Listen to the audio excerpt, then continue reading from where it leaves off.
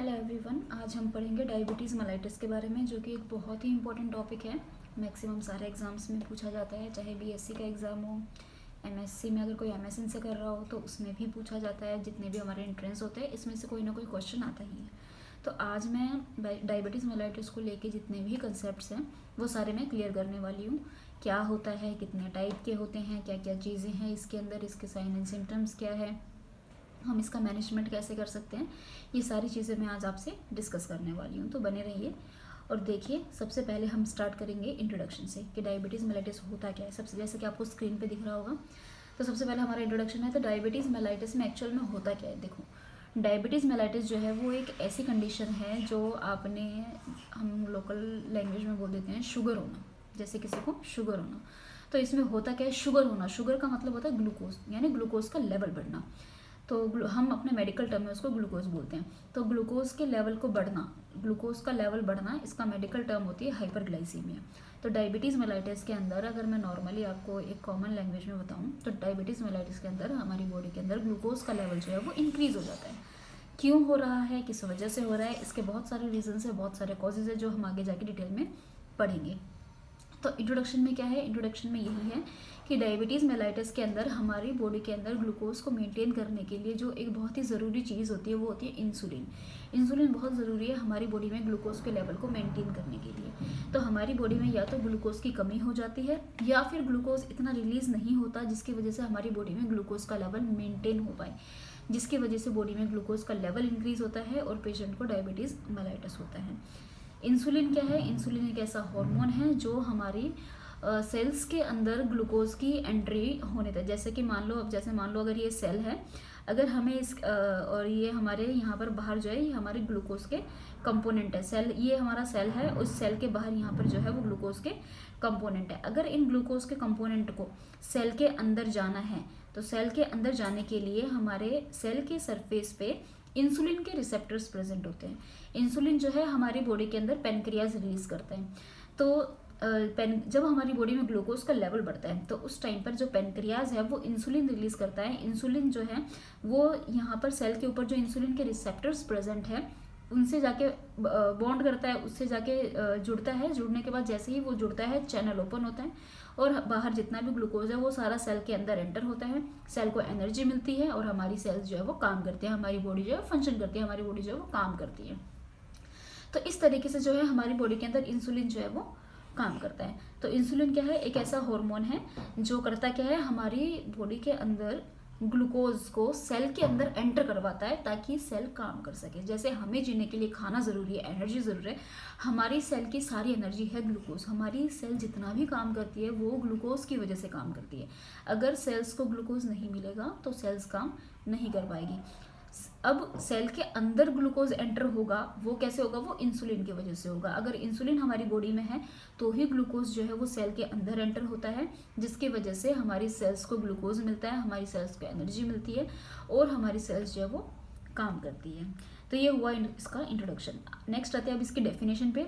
तो क्या है, एक क्रॉनिक डिसऑर्डर है जिसके अंदर कार्बोहाइड्रेट का, प्रोटीन का, फैट का जो मेटाबॉलिज्म है वो सारा डिस्टर्ब होता है, जिसकी वजह से इंसुलिन की डेफिशिएंसी हो जाती है और हमारा इंसुलिन जो है उसका यूज़ जो है वो प्रॉपर तरीके से नहीं हो पाता। जैसे मैंने बताया, या तो इंसुलिन कम रिलीज हो रहा है या फिर वो इनसफिशिएंट अमाउंट में रिलीज हो रहा है, जो हमारी बॉडी के लिए इनफ नहीं हो पा रहा है।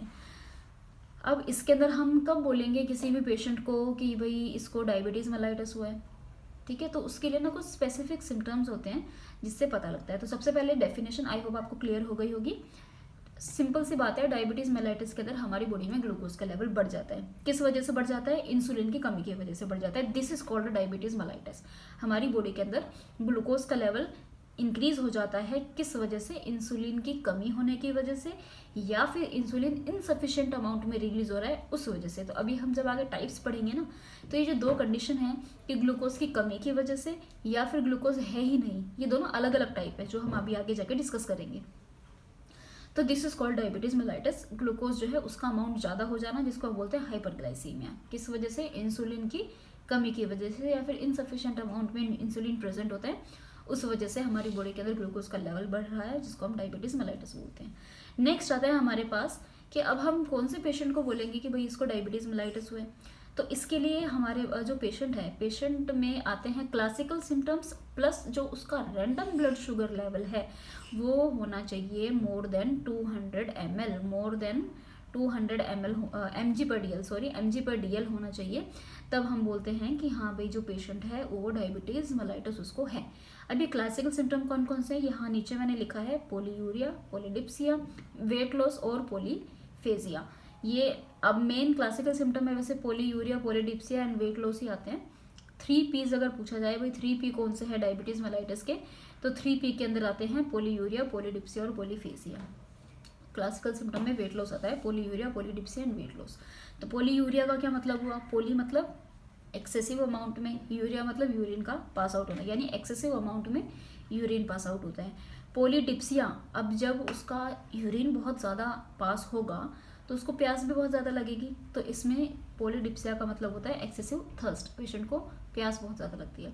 एंड पोलीफेजिया का मतलब होता है एक्सेसिव हंगर, पेशेंट को भूख ज़्यादा लगती है। ये सारे सिम्टम्स किस वजह से आएंगे, ये सब हमें आगे हम जाकर अभी हम डिटेल में पढ़ेंगे इसके बारे में। तो अगर पेशेंट के अंदर क्लासिकल सिम्टम्स आ रहे हैं प्लस उसका जो हमारा रैंडम ब्लड शुगर लेवल है वो मोर देन 200 mg/dl आ रहा है, तो उस केस में जो पेशेंट है उसको डायबिटीज़ मेलाइटस है। या फिर कोई सिम्टम नहीं आ रहा है लेकिन जब हमने उसका ब्लड शुगर लेवल देखा फास्टिंग वाला, फास्टिंग होता है खाने से पहले, रैंडम होता है खाने के 2 घंटे बाद में, तो अगर जब हमने उसका ब्लड शुगर लेवल चेक किया फास्टिंग में, जब उसने कुछ नहीं खाया है, उस वक्त अगर उसका जो ब्लड ग्लूकोज लेवल है वो मोर देन 126 mg/dl आ रहा है, तो उस केस में भी हम पेशेंट को डायबिटीज़ मेलाइटिस में कंसिडर करेंगे। उसके अलावा हमने पेशेंट का ग्लूकोज टॉलरेंस टेस्ट किया था। इसमें क्या होता है, पेशेंट को 75 ग्राम ग्लूकोज दिया जाता है, फिर 2 घंटे बाद हम उसका जो ब्लड शुगर लेवल है वो चेक करते हैं।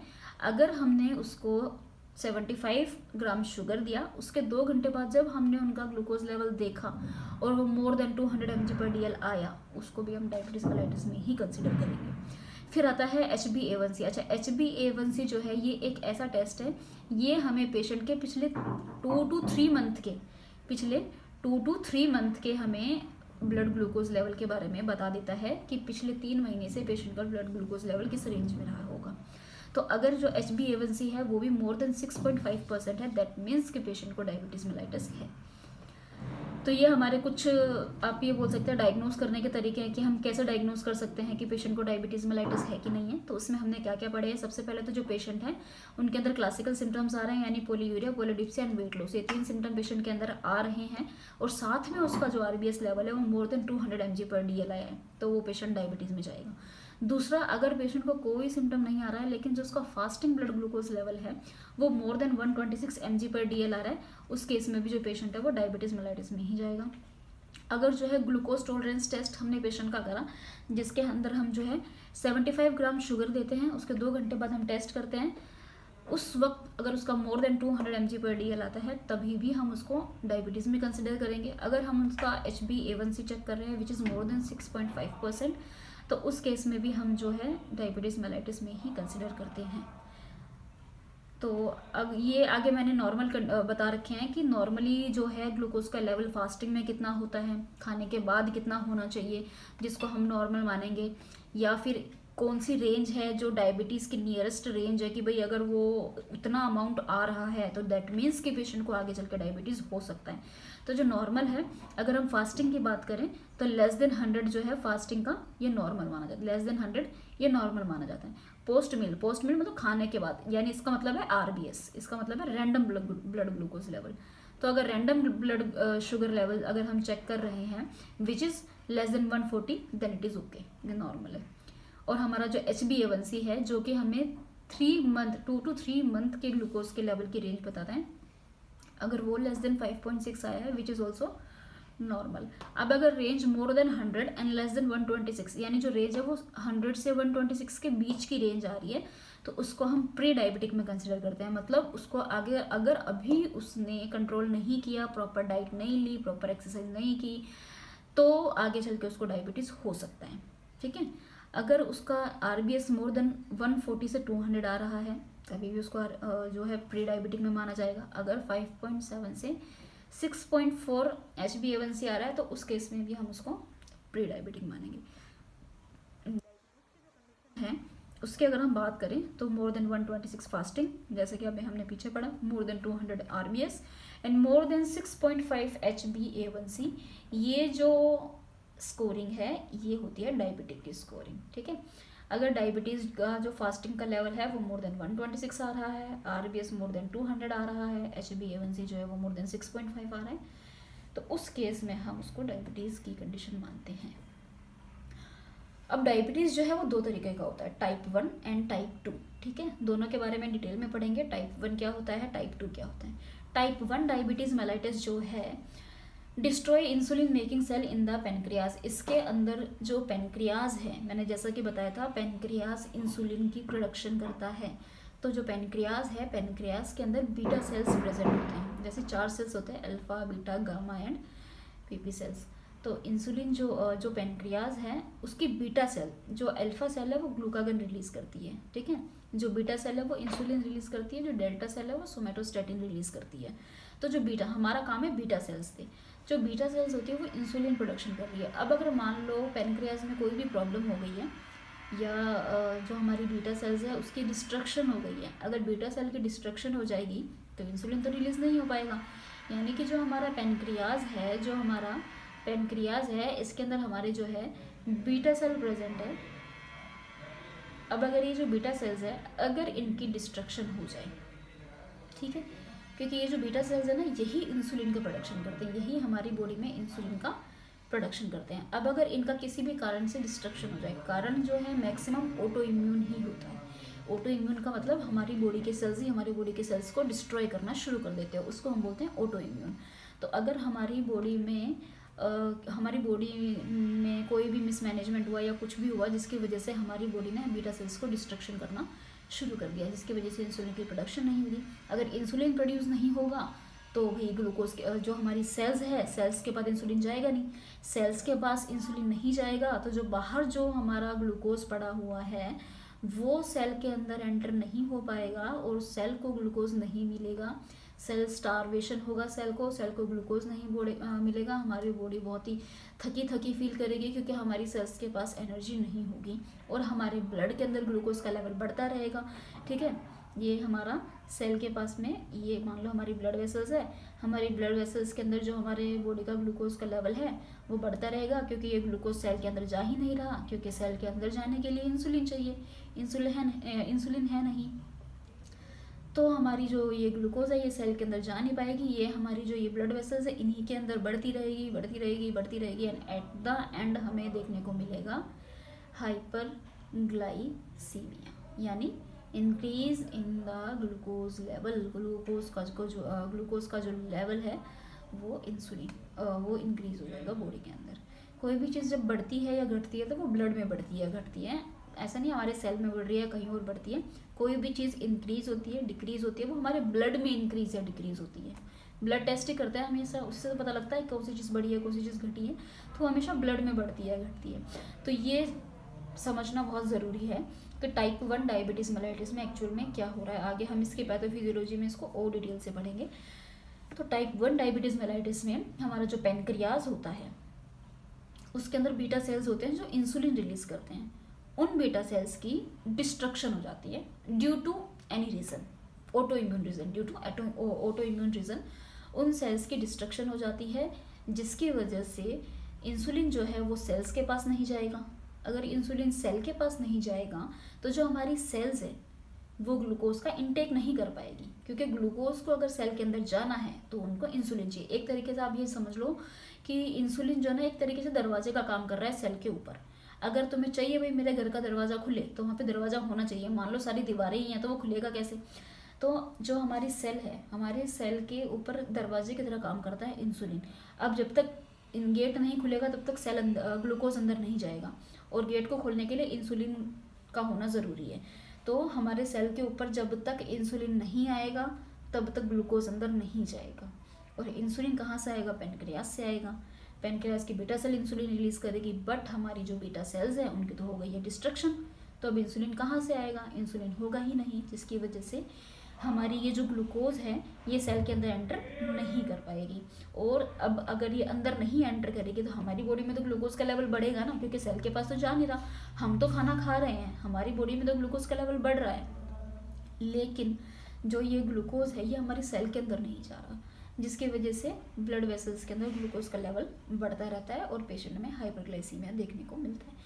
वहीं अगर हम बात करें टाइप 2 डायबिटीज़ मेलाइटिस की, टाइप 2 में ये होता है कि कुछ अमाउंट में इंसुलिन रिलीज होता है, पेनक्रियाज जो हमारी बीटा सेल्स हैं वो कुछ अमाउंट में इंसुलिन को रिलीज करती है, लेकिन वो इतना नहीं इनफ हो पाता जितना कि हमारी बॉडी की रिक्वायरमेंट पूरी हो जाए, बहुत ही मिनिमम अमाउंट, बहुत कम अमाउंट में रिलीज़ करती है। और दूसरा जो ये मैंने अभी तुम्हें बताया था कि हमारे सेल्स जो होते हैं, हमारे सेल के सरफेस पे इंसुलिन के रिसेप्टर्स प्रेजेंट होते हैं, वो रिसेप्टर्स इंसुलिन को लेते हैं तब ग्लूकोज अंदर जाता है। अब हमारी ये जो सेल होती है वो उस रिसेप्टर को लेने से मना कर, मतलब इंसुलिन को लेने से मना कर देती है।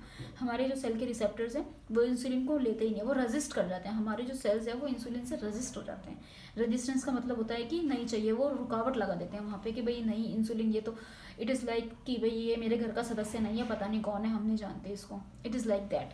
तो वो क्या करेंगे कि जो ये हमारी सेल है, हमारी सेल के ऊपर जैसे कि ये हमारी सेल है तो यहाँ पर जो इंसुलिन के रिसेप्टर्स हैं ये इंसुलिन को लेने से मना कर देते हैं, जिसकी वजह से चैनल ओपन होता नहीं है और ग्लूकोज अंदर नहीं जा पाएगा।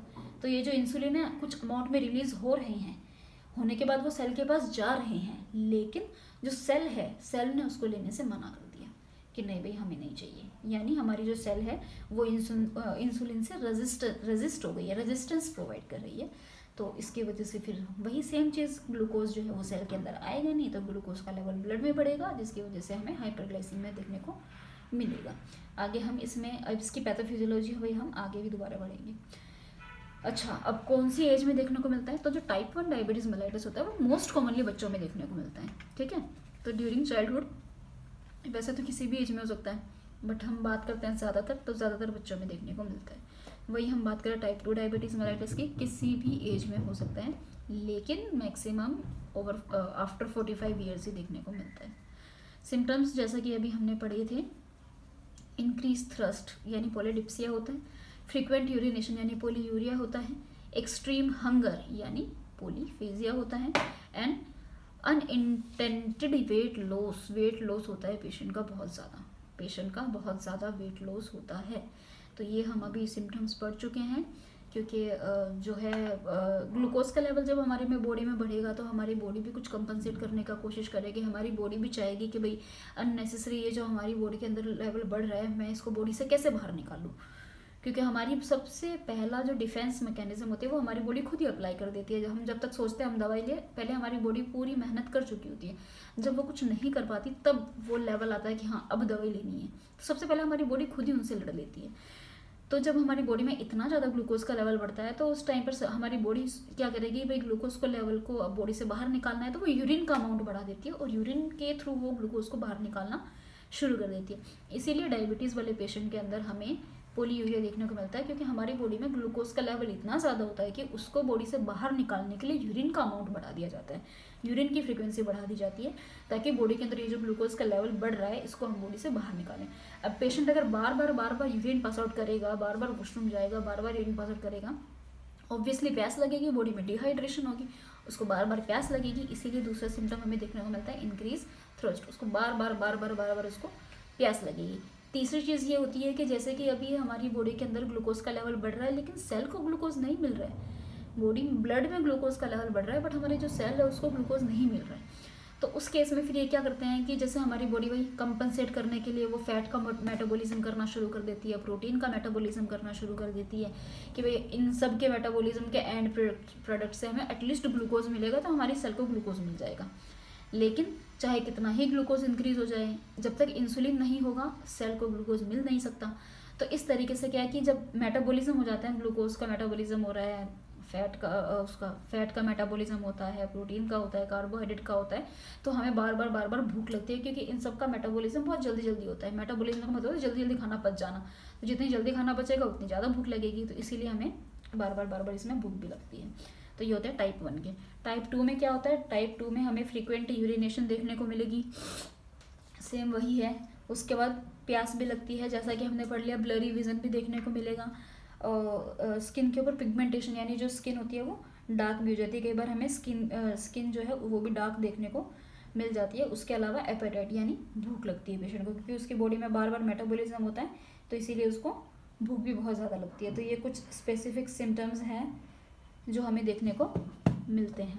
तो हमारा आता है फिर टाइप 1 और टाइप 2 डायबिटीज़ मेलाइटिस। तो टाइप 1 और टाइप 2 की बात करेंगे, जैसा कि मैंने आपको बताया है सेम वही चीज़ है। टाइप 1 के अंदर क्या हो रहा है, तो टाइप 1 के अंदर हमारा जो पैनक्रियाज हैं, हमारे पैनक्रियाज के जो बीटा सेल्स हैं उनकी हो गई है डिस्ट्रक्शन ऑटो इम्यूनिटी की वजह से। ऑटो इम्यून मतलब मान लो जैसे कॉक्स की वायरस है, मोस्ट कॉमनली तो होता है कि भाई कॉक्स की वायरस है, अगर मान लो कॉक्स की वायरस एंटर हो जाए हमारी बॉडी में, तो हमारी बॉडी के हमारी कॉक्स की वायरस के अगेंस्ट जो हमारी बॉडी जो भी एंटीबॉडीज़ बनाती है, वो सारी एंटीबॉडीज़ जो है वो हमारी ही सेल को डिस्ट्रक्शन करने लग जाती है।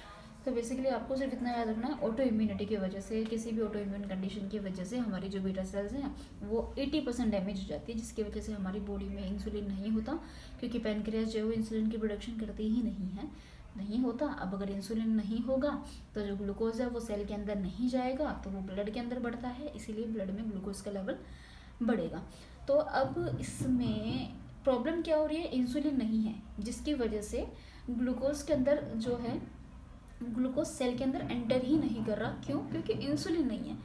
तो इसको ठीक करने के लिए क्या करेंगे, इंसुलिन की कमी है ना, तो इंसुलिन दे देंगे।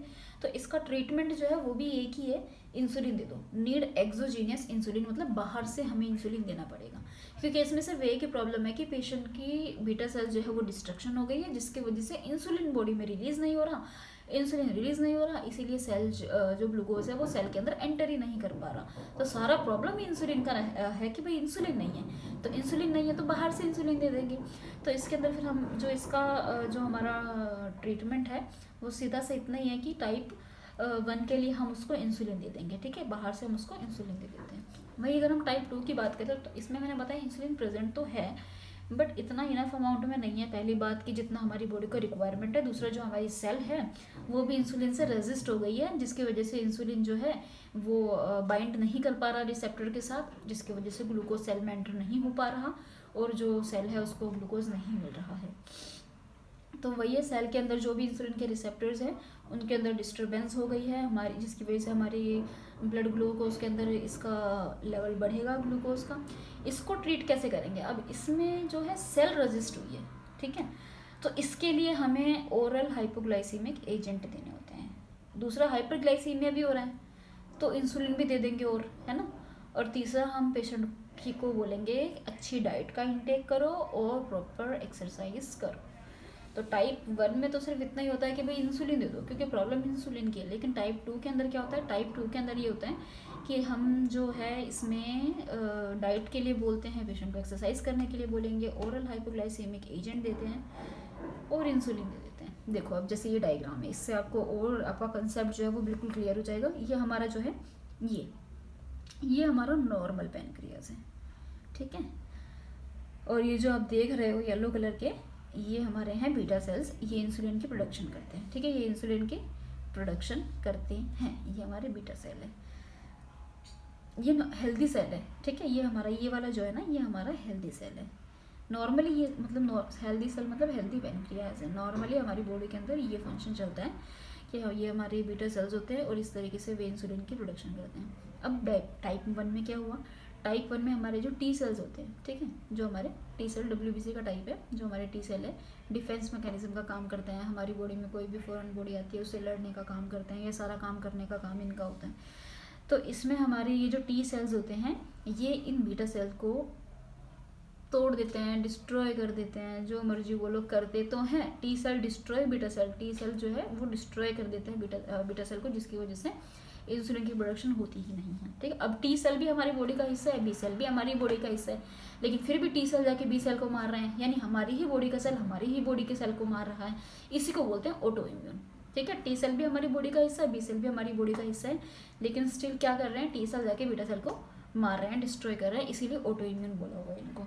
अब टी सेल क्यों मार रहे हैं, तो भाई वो ऑटो इम्यूनिटी के वो समझ रहे हैं कि ये फॉरेन पार्टिकल है, ये मेरी बॉडी का हिस्सा नहीं है, ऐसा समझ के वो उसको मार देते हैं। तो इसकी वजह से होता क्या है कि यहाँ पर इंसुलिन की प्रोडक्शन होती ही नहीं है, क्योंकि हमारी बॉडी के टी सेल्स जो होते हैं वो हमारी बॉडी के जो बीटा सेल्स हैं इसकी कर देते हैं डिस्ट्रक्शन, जिसकी वजह से इंसुलिन की प्रोडक्शन ही नहीं होगी।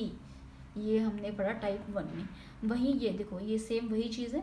टाइप 2 में क्या हो रहा है, टाइप 2 में ये जो पेनक्रियाज है ना, ये इंसुलिन की कुछ प्रोडक्शन तो कर ही रही है, लेकिन ये जो हमारा सेल है, हमारे ये जो सेल के रिसेप्टर्स है, ये इंसुलिन के रिसेप्टर्स है, ये इंसुलिन से रिस्पॉन्ड नहीं कर रहे हैं। चाहे कितना ही इंसुलिन आ जाए, ये उससे रिस्पॉन्ड ही नहीं कर रहे, जैसे हम उनको जानते ही नहीं है, जैसे भाई ये सेल उसको जानते ही नहीं है। तो इंसुलिन तो आ रहा है, लेकिन ये सेल जो है वो उस इंसुलिन से रिस्पॉन्ड नहीं कर रहा, उससे रिस्पॉन्ड नहीं कर रहा, उसको नहीं ले रहा, उसको नहीं मान रहा, जिसकी वजह से वही ग्लूकोज सेल में जाएगा नहीं और हमारी बॉडी में हाइपरग्लाइसीमिया देखने को मिलेगा। कॉजेज आ गए सेम वही। अगर कोई भी ऑटो इम्यून यानी कोई भी वायरस अगर हमारी बॉडी में एंटर कर जाता है तो उसके अगेंस्ट हमारी बॉडी में एंटीबॉडीज़ बनती है। वो हमारी जो एंटीबॉडीज़ बनी है वो हमारी ही बॉडी के सेल को मार रही है जाके, जैसे बीटा सेल्स है जाके उसी को ही मार रही है, यानी हमारी ही बॉडी के सेल हैं, बनी तो बाहर फॉरेन पार्टिकल के अगेंस्ट है, लेकिन अब वो उसको तो मारा ही मारा, हमारी बॉडी मार रही है। दूसरा, बार बार जब हम ब्लड ट्रांसफ्यूजन कराते हैं, अगर हम बार बार ब्लड ट्रांसफ्यूजन कराते हैं तो क्या होता है कि आयरन टॉक्सिसिटी होने का रिस्क रहता है, कि भाई आयरन टॉक्सिसिटी हो सकती है, आयरन टॉक्सिसिटी होने का रिस्क रहता है। अब तुम्हें पता होगा, जैसे अब नॉर्मल आयरन के टैबलेट भी खाते हैं तो जो यूरिन है या फिर जो फिशेज है वो डार्क कलर की आती है, तो इस वजह से आयरन की टॉक्सिसिटी होने मतलब आती है। तो इसलिए जब हम ज़्यादा बार बार ब्लड ट्रांसफ्यूजन कराते हैं और जब आयरन की टॉक्सिसिटी होती है तो हाइपर पिगमेंटेशन देखने को मिलती है। हाइपर पिगमेंटेशन का मतलब होता है बॉडी का जो कलर है वो डार्क हो जाता है, बॉडी का कलर जो है वो डार्क हो जाता है। इसको हम बोलते हैं ब्रोंज डायबिटीज़ मेलाइटस। जब डायबिटीज़ मेलाइटस जो है वो किस वजह से हो रहा है, रिकरेंट ब्लड ट्रांसफ्यूजन की वजह से हो रहा है, बार बार ब्लड ट्रांसफ्यूजन हो रहा है, जिसकी वजह से आयरन की टॉक्सिसिटी हो रही है। और आयरन जो है उसकी वजह से जब नॉर्मल इंसान टैबलेट लेता है तभी भी यूरिन और फिशेस का जो कलर है वो डार्क कलर का होता है। तो इसी तरीके से जब वो ब्लड ट्रांसफ्यूजन बार बार लेने की वजह से आयरन का अमाउंट इतना ज़्यादा बढ़ता है तो उस वजह से हाइपर पिगमेंटेशन देखने को मिलती है। प्लस ये हमारे लीवर को भी परेशान करती है, लीवर के लिए भी टॉक्सिक होती है इतनी ज़्यादा। दूसरा, ये हमारी ये जो आयरन जब हमारी बॉडी में कोई भी चीज़ बहुत ज़्यादा है ना तो वो भी हमारी बॉडी के लिए घातक है, और अगर कम है तो भी वो हमारी बॉडी के लिए डेंजरस है, अगर वो ज़्यादा है या वो कम है। बार बार अगर ब्लड ट्रांसफ्यूजन हम कर रहे हैं किसी पेशेंट का तो उस पेशेंट के अंदर क्या होगा, आयरन का लेवल बढ़ेगा। एक होती है नॉर्मल रेंज, एक होती है नॉर्मल से ऊपर वाली रेंज। जब वो नॉर्मल से ऊपर चला जाता है ना उसको हम बोल देते हैं टॉक्सिसिटी हो गई।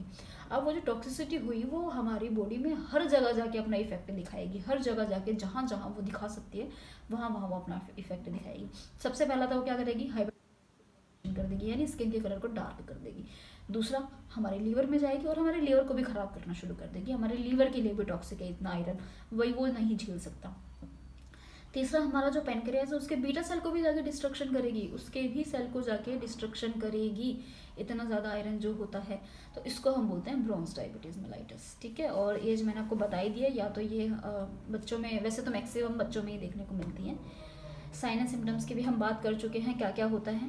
तो इसमें पेशेंट में जैसे कि मैंने बताया इंसुलिन नहीं होता, टाइप 1 की बात हो रही है, इंसुलिन नहीं होता, तो इंसुलिन ना होने को हम बोल देंगे इंसुलिनोपीनिया, ठीक है। क्या बोल देंगे, इंसुलिनोपीनिया। इंसुलिन ना होने को हमने बोल दिया इंसुलिनोपीनिया।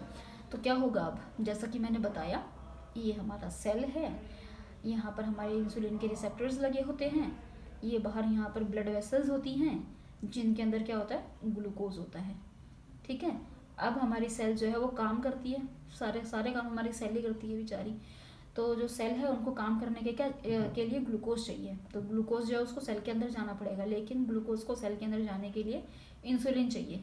जब तक इंसुलिन यहाँ प्रेजेंट नहीं है, क्योंकि कैसे जाएंगे, यहाँ पर हमारी जो पेनक्रियाज है वो इंसुलिन प्रोड्यूस करेगी, वो इंसुलिन फिर जो है यहाँ इस सेल के रिसेप्टर के पास आएगा, फिर ये दरवाज़ा ओपन होगा, फिर ये ग्लूकोज जो है वो सेल के अंदर जाएगा, फिर हमारी जो सेल है उसको ग्लूकोज मिलेगा और तब वो जाके काम करेगी। इस तरीके से ये काम करते हैं। तो इसमें वही ग्लूकोज जो है वो सेल के अंदर एंटर हो नहीं रहा है, हमारी सेल को हो रही है स्टारवेशन, मतलब बेचारी भूखी मर रही है, ठीक है, स्टारवेशन हो रही है। अब इस केस में क्या होता है कि हमारी बॉडी कंपनसेट कर, अब हमारी सेल जो है वो बार बार बोलेगी भाई हमें तो भूख लगी है, हमें ग्लूकोज चाहिए, हमें ग्लूकोज चाहिए, वो इम्पल्स भेजेगी ब्रेन को। अब ब्रेन सोचेगा कि भाई सेल को तो ग्लूकोज चाहिए, यानी बॉडी में ग्लूकोज की कमी है, तो वो ऐसे ऐसे दरवाजे खोल देगा जहाँ जहाँ से और ग्लूकोज निकलता हो। जैसे तुम्हें पता है, अगर हमारी बॉडी में जो ग्लूकोज होता है ना, वो ग्लाइकोजन की फॉर्म में स्टोर होता है, ग्लूकागन की फॉर्म में स्टोर होता है। जो हमारी बॉडी का ग्लूकोज होता है वो ग्लूकागन की फॉर्म में स्टोर होता है। तो जैसे ही हमारी बॉडी के अंदर ग्लूकोज का लेवल कम होता है, वैसे एक तो ग्लूकागन भी ग्लूकोज में कन्वर्ट होना शुरू हो जाता है ताकि बॉडी की रिक्वायरमेंट को पूरी कर सके। ऐसा ब्रेन को लग रहा है, क्योंकि सेल ने क्या करा, सेल तो है वो भूखी है। अब सेल को कोई मतलब नहीं है कि बाहर कितना ग्लूकोज का लेवल है, सेल को है भाई मुझे खाना चाहिए, मुझे भूख लगी है, मुझे काम करना है, तो मुझे तो खाना चाहिए। वो ब्रेन को बोलती है भैया खाना चाहिए, मुझे खाना दो। तो ब्रेन सोचता है मतलब खाना नहीं है बॉडी के अंदर, यानी खाने का मतलब है ग्लूकोज, मतलब खाना नहीं है बॉडी के अंदर। तो वो क्या करेगा, वो स्टिमुलेट कर देगा, जैसे ग्लूकागन है, ग्लूकागन को वो ग्लूकोज में कन्वर्ट करवा देगा, तो हमारी बॉडी के अंदर ग्लूकोज का लेवल बढ़ेगा। लेकिन क्या सेल को ग्लूकोज मिला? नहीं। क्यों? क्योंकि इंसुलिन तो है ही नहीं, ग्लूकोज कहाँ से मिलेगा, इंसुलिन में तो होना चाहिए। दूसरा, अब सेल फिर बोलेगी कि मुझे खाना चाहिए, मुझे खाना नहीं मिला। अब ब्रेन बोलेगा यार अभी तो दिया था, तो शायद और कम होगा। तो ब्रेन क्या करेगा, और काउंटर हॉर्मोन्स को रिलीज करवाएगा, जैसे कि ये है हमारे ग्रोथ हार्मोन है, हमारा कोर्टिसोल है, जैसा ग्लूकागन मैंने तुम्हें अभी बताया। तो वो इन सब को रिलीज करेगा, और इन सब का काम है, ये सारे के सारे क्या करते हैं, ये सारे के सारे इंक्रीज करते हैं ग्लूकोज के लेवल को, इंक्रीज करेंगे ग्लूकोज का लेवल। लेकिन क्या सेल को ग्लूकोज मिला? सवाल ये है कि क्या सेल को ग्लूकोज मिला? एक तो नॉर्मली हम खाना खा रहे हैं जिसकी वजह से ग्लूकोज का लेवल बढ़ रहे हैं, दूसरा ग्लूकागन जो कि ग्लूकोज की एक स्टोरेज की फॉर्म है। अगर हमारी बॉडी में ग्लूकोज ज़्यादा होता है तो वो ग्लूकागन की फॉर्म में स्टोर हो जाता है, ताकि जब भी ज़रूरत पड़े उस टाइम वो ग्लूकोज में कन्वर्ट होकर हमारे सेल को एनर्जी दे दे, यानी हमें एनर्जी मिल जाएगी। जैसे कि हम फास्ट वगैरह रखते हैं तो उसके टाइम पर वही काम आता है, उसके टाइम पर ये जो ग्लूकागन होता है ये अपना ग्लूकोज में कन्वर्ट होता है और हमें एनर्जी प्रोवाइड कर रहा है। अब जब हम एक तो पहले हमने खाना खाया, उसका ग्लूकोज तो चलो है जो है ही, क्योंकि सेल के पास तो नहीं गया, यानी ब्लड में बढ़ रहा है। दूसरा, अब ये ग्लूकागन जो है वो भी ग्लूकोज में कन्वर्ट हो गया। तीसरा, अब ये जो काउंटर हार्मोन्स होते हैं ये भी सारे के सारे ग्लूकोज के लेवल को बढ़ाने का काम कर रहे हैं। तो अब हमारी बॉडी के अंदर ग्लूकोज का लेवल जो है वो बढ़ते ही जा रहा है, लेकिन सेल को तो ग्लूकोज फिर भी नहीं मिलेगा, क्योंकि सेल को अगर ग्लूकोज चाहिए तो भाई बॉडी में इंसुलिन ज़रूरी है, जो कि नहीं है। तो इस तरीके से हमारी बॉडी के अंदर दो चीज़ें हुई। पहली बात तो भाई ग्लूकोज का लेवल तो बढ़ ही रहा है, जैसा कि हम देख ही रहे हैं, ठीक है। तो अब ग्लूकोज का लेवल जो है वो बढ़ा, glucose can't enter into cell due to lack of insulin. तो ग्लूकोज तो फिर भी सेल के अंदर एंटर नहीं करेगा क्योंकि इंसुलिन की कमी है। तो अब जो इतना ज़्यादा ग्लूकोज का लेवल बढ़ गया है, इस ग्लूकोज के लेवल को बॉडी से बाहर निकालना पड़ेगा। तो उसके लिए फिर क्या होता है, यूरिन का अमाउंट जो है वो इंक्रीज होता है, पोलीयूरिया देखने को मिलता है, एक्सेसिव यूरिनेशन देखने को मिलता है, ताकि बॉडी के अंदर जो इतना ग्लूकोज का लेवल बढ़ रहा है उसको बैलेंस करना पड़ेगा। उसको बैलेंस करने के लिए यूरिन का अमाउंट बढ़ जाता है, एक्सेसिव यूरिनेशन देखने को मिलता है। और अगर इंसान इतना ज़्यादा यूरिन पास आउट करेगा तो उसमें डिहाइड्रेशन होगी, ऑब्वियसली बॉडी से इतना ज़्यादा फ्लूइड का लॉस होगा तो उसको डिहाइड्रेशन देखने को मिलेगी। दूसरा क्या होगा, अब इतना ज़्यादा ग्लूकोज जो है वो हुआ, मतलब बढ़ गया, लेकिन फिर भी सेल को तो ग्लूकोज नहीं मिला। अब वो फिर बोलेगी मुझे तो ग्लूकोज चाहिए। तो अब ब्रेन क्या करेगा, वो कर देगा फैट का भी मेटाबॉलिज्म। हमारी बॉडी में जो फैट है वो फैट का मेटाबॉलिज्म कर देगा। अब जब फैट का मेटाबॉलिज्म होता है ना, तो फैट जो है वो फ्री फैटी एसिड को इंक्रीज करती है। जो फैट का एंड प्रोडक्ट, जब फैट का ब्रेकडाउन होता है तो जो फैट का एंड प्रोडक्ट होता है वो होता है फैटी एसिड्स।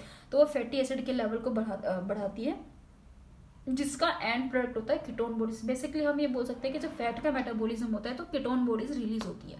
यानी जब एक चीज़ है जब वो टूटेगी तो वो दो हिस्सों में टूटेगी, फैटी एसिड में और कीटोन बॉडीज में, ठीक है। तो जब फैट टूटा तो कीटोन बॉडीज रिलीज होती हैं। अब ये जो कीटोन बॉडीज होती है ना, ये एसिडिक नेचर की होती हैं। यानी पहली बात, फैट का मेटाबॉलिज्म हो रहा है, ठीक है, यानी मेटाबॉलिक। दूसरा, मैंने बताया कीटोन बॉडीज़ जो होती है वो एसिडिक होती है, यानी एसिडोसिस। तो डायबिटीज़ के कंडीशन में हमें मेटाबॉलिक एसिडोसिस देखने को मिलेगा। अगर हम बोले भाई क्या कंडीशन हुई, तो डायबिटिक कीटो एसिड, क्योंकि डायबिटीज़ तो पेशेंट को था ही, ऊपर से फैट का मेटाबॉलिज्म हो रहा है। जब फैट का मेटाबॉलिज्म होता है तो कीटोन बॉडीज़ रिलीज होती है। जब फैट का मेटाबॉलिज्म होता है तो कीटोन बॉडीज़ रिलीज होती है, ठीक है।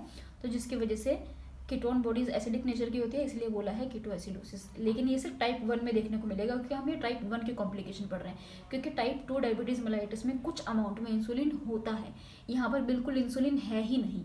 इस वजह से यहाँ पर फैट का मेटाबॉलिज्म हो रहा है, जिसकी वजह से कीटोन बॉडीज बन रही है। और जो कंडीशन हमें देखने को मिलती है वो हमें देखने को मिलती है डायबिटीज़ कीटोएसिडोसिस। ये टाइप 1 डायबिटीज़ मेलाइटिस की कॉम्प्लिकेशन है, मोस्ट कॉमन कॉम्प्लिकेशन है ये टाइप 1 डायबिटीज़ मेलाइटिस की। जो टाइप 1 डायबिटिक के पेशेंट होते हैं ना, उनमें डायबिटिक कीटोएसिडोसिस देखने को मिलता है। ये मोस्ट कॉमन कॉम्प्लिकेशन है डायबिटीज़ मेलाइटिस की, बहुत ही इंपॉर्टेंट कंडीशन है, बहुत ही इंपॉर्टेंट। तो आपको समझ में आया होगा कैसे हुआ। तो नॉर्मल सी बात है, एक बार दोबारा इसकी फिजियोलॉजी सुन लो। सबसे पहले इंसुलिन जो है वो नहीं है बॉडी में, क्यों? बीटा सेल की डिस्ट्रक्शन हो गई है, तो हमारे ब्लड के अंदर ग्लूकोज बढ़ रहा है। अब सेल बोल रही है हमें भूख लगी है, तो ग्लूकागन को भी ग्लूकोज में कन्वर्ट कर दिया, पर फिर भी उसको तो ग्लूकोज नहीं मिल रहा। उसने बोला फिर भूख लगी है, तो काउंटर हार्मोन रिलीज कर दिए, लेकिन उसको फिर भी नहीं मिला। तो ग्लूकोज का लेवल तो हमारी बॉडी में बहुत बढ़ गया, अब उसको फिर भी ग्लूकोज नहीं मिला, तो उन्होंने फैट का मेटाबॉलिज्म करना शुरू कर दिया। अब जब फैट का मेटाबॉलिज्म होता है तो उसका प्रोडक्ट निकलता है कीटोन बॉडीज। जो कीटोन बॉडीज होती है वो एसिडिक नेचर की होती है। जब हमारी बॉडी में कीटोन बॉडी का लेवल बढ़ता है तो एक कंडीशन अराइज होती है जो कि टाइप 1 डायबिटीज मेलाइटिस की कॉम्प्लिकेशन है, वो है डायबिटिक कीटोएसिडोसिस। जब हमारी बॉडी में फैट का मेटाबॉलिज्म होगा और कीटोन बॉडीज़ का लेवल बढ़ेगा, तो जब कीटोन बॉडीज़ का लेवल बहुत ज़्यादा बढ़ जाता है तो उस कंडीशन को हम बोलते हैं डायबिटिक कीटोएसिडोसिस। और क्योंकि ग्लूकोज भी बहुत ज़्यादा है तो उसको बॉडी से बाहर निकालने के लिए यूरिन का अमाउंट बढ़ जाता है, जिसको हम बोल देते हैं पोलीयूरिया। उसके अलावा पॉलीडिप्सिया पढ़ चुके हैं, पॉलीफेजिया पढ़ चुके हैं। वेट लॉस भी होता है, क्योंकि कार्बोहाइड्रेट, फैट, प्रोटीन इन सबका मेटाबॉलिज्म होता है। इस वजह से पेशेंट जो है वो बहुत ही इरिटेबल फील करेगा। एक तो इरिटेशन उसको इसलिए भी हो जाती है क्योंकि बार बार उसको यूरिन पास आउट करने के लिए जाना होता है, ठीक है। और प्लस अब इतना ज़्यादा यूरिन पास आउट करता है तो पेशेंट को बहुत ज़्यादा टायर्डनेस भी होती है और वो बहुत ज़्यादा वीक भी फील करता है, बहुत टायर्ड भी होता है वो। तो ये सिम्टम्स हम पढ़ चुके हैं। एक्सेसिव थर्स्ट देखने को मिल रही है, वेट लॉस देखने को मिलता है, फ्रीक्वेंट यूरिनेशन देखने को मिलता है, हार्ट रेट जो है वो उसकी काफ़ी फास्ट रहती है, उसकी एक्सेसिव हंगर रहेगा, उसके अंदर बार बार भूख लगेगी, इंसान को फटीक होगा और उसको ब्लड विजन भी देखने को मिलेगा। फिर हमारे पास आता है diabetic ketoacidosis, which is a very very important condition. Diabetes ketoacidosis क्यों हुआ ये तो मैंने तुम्हें बता दिया भाई। हमारी बॉडी में जब ग्लूकोज का लेवल कम है तो हमारी जो बॉडी है वो कंपनसेट करने के लिए फैट का भी मेटाबॉलिज्म करा रही है ताकि सेल को ग्लूकोज मिल सके। तो जब वो फैट का मेटाबॉलिज्म करा रही है तो जब फैट का मेटाबॉलिज्म होता है तो प्रोडक्ट निकलता है कीटोन बॉडीज़। जब कीटोन का बॉडीज़ का लेवल बढ़ता है उस कंडीशन को हम बोलते हैं डायबिटिक कीटोएसिडोसिस।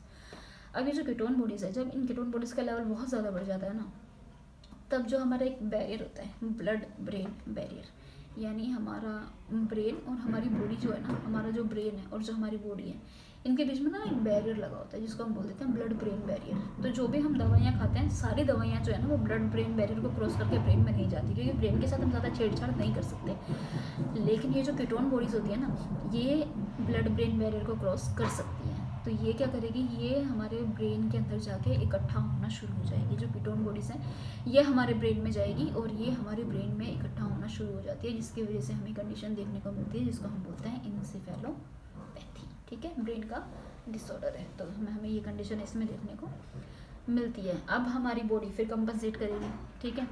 तो उसमें वही है कि अब एसिडोसिस हो रहा है, हाइड्रोजन आयन जो है वो इंक्रीज़ हो रहा है हमारी। एसिडोसिस और एल्कलोसिस की अगर हम बात करें, बहुत ही वाइड टॉपिक है ये, इसके बारे में मैं बाद में वीडियो बनाऊंगी और इसके बारे में मैं डिटेल में बताऊंगी कि एसिडोसिस और एल्कलोसिस का क्या फंडा होता है। फिलहाल जैसा मैंने तुम्हें बताया कि डायबिटिक कीटोएसिडोसिस के अंदर जो हमारी ये कीटोन बॉडीज होती है वो एसिडिक होती है। अच्छा, एसिड का मतलब होता है हाइड्रोजन आयन, अभी के लिए आपको इतना याद रखना है। एसिड का मतलब होता है हाइड्रोजन आयन, ठीक है। हाइड्रोजन आयन का मतलब एसिड, एसिड का मतलब हाइड्रोजन आयन।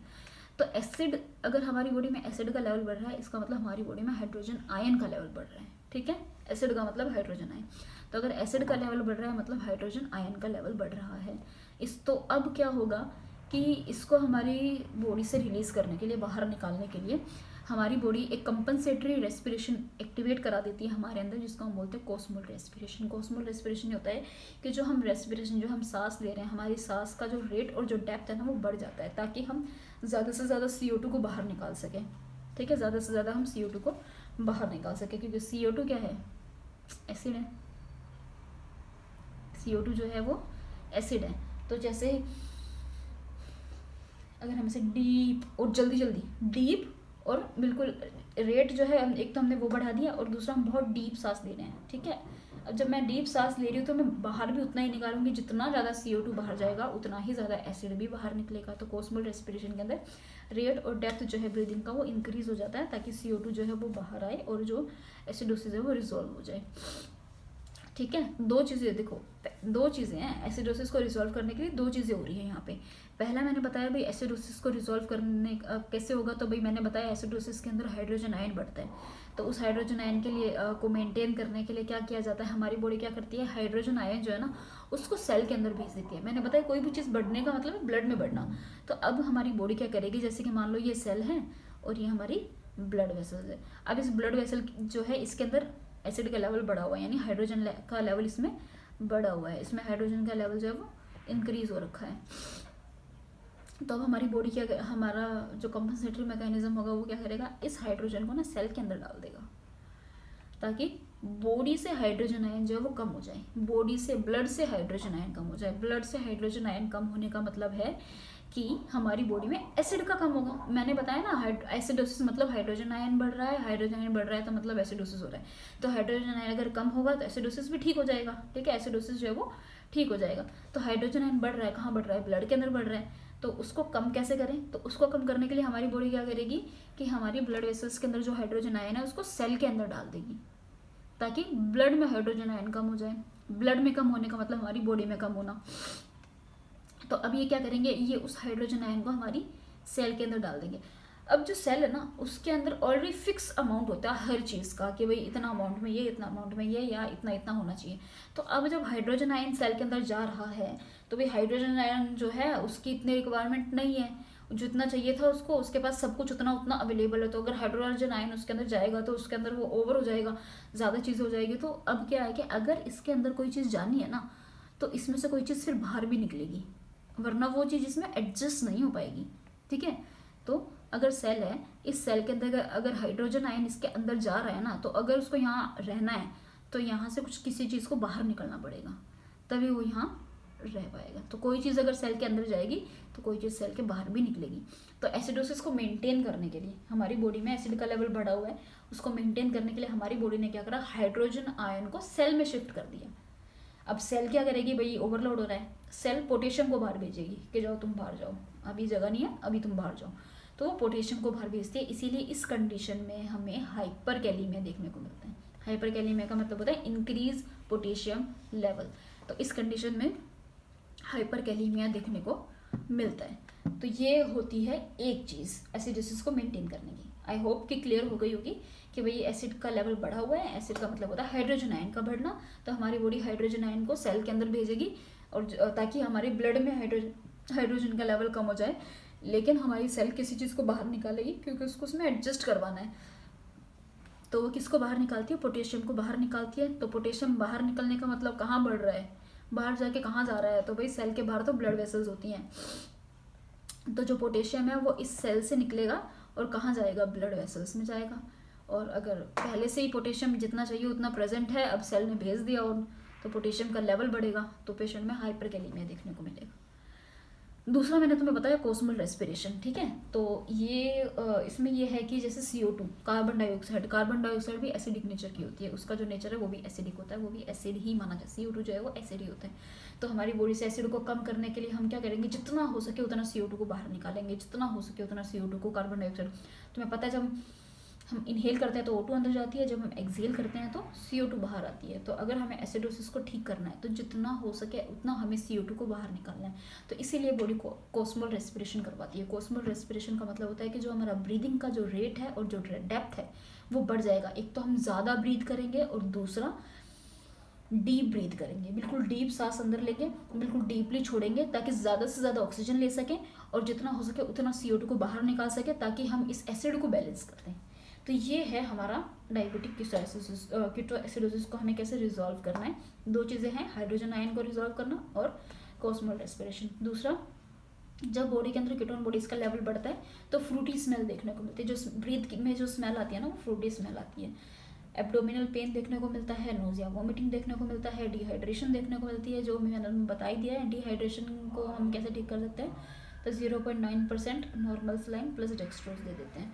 डायबिटिक कीटोएसिडोसिस को आप डायग्नोस कैसे करोगे, ABG analysis, arterial blood gas analysis, arterial blood gas analysis, इससे पता लग जाता है। एसिडोसिस और एल्कोलोसिस का इससे पता लग जाता है, ठीक है। एसिडोसिस है, एल्कोलोसिस है, मेटाबॉलिक है, कौन सा है वो इससे पता लग जाता है। पोटेशियम का लेवल चेक करेंगे, क्योंकि हमने देख लिया डायबिटिक कीटोएसिडोसिस में हमें क्या देखने को मिलता है, हाइपरकैलीमिया देखने को मिलता है। क्यों देखने को मिलता है, क्योंकि हाइड्रोजन जब सेल के अंदर शिफ्ट होता है तो सेल में से पोटेशियम ब्लड के अंदर शिफ्ट होता है, इसलिए। दूसरा ग्लूकोज का लेवल तो माशाल्लाह बड़ा हुई है। आगे चलते हैं। फिर आता है type 1 diabetes mellitus. Type 1 diabetes mellitus के ट्रीटमेंट की बात करते हैं। मैंने तुम्हें बताया था इंसुलिन इसका एक लौता ट्रीटमेंट है, इंसुलिन दे दो, क्योंकि इंसुलिन की कमी है इसके अंदर, तो हम इसमें इंसुलिन ही देंगे। तो इंसुलिन जो है वो कई कैटेगरीज में आती है, ठीक है। इसके कई सारे टाइप्स है, जिसमें सबसे पहले